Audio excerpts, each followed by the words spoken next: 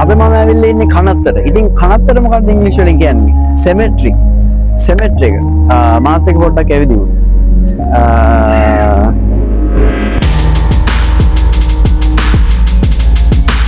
බලන්න ඉතින් ඔයගොල්ලන්ට cemetery එක පේනවා. cemetery එක ගත්තොත් මරණයට මොකක්ද කියන්නේ? death. ඕක ලොකු ප්‍රශ්නයක්. death කියන්නේ මරණය. death will come. ඒ කියන්නේ ඒක නාමපදයක්. death කියන්නේ මරණය. ඒක නාමපදයක්.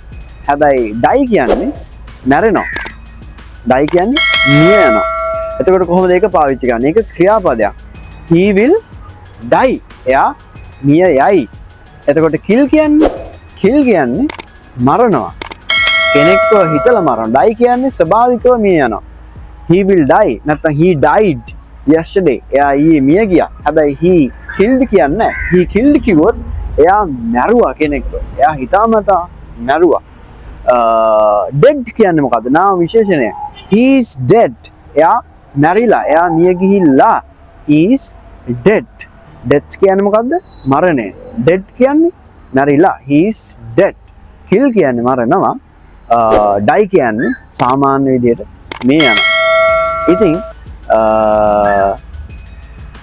අපිට කෙටි කාලය මේ ජීවිතේ තියෙන්නේ මනුෂ්‍ය ජීවිතේ හම්බෙන්නේ ගොඩාක් කලාතුරකින් කතෝලික ආගමට අනුව හම්බෙන්නේ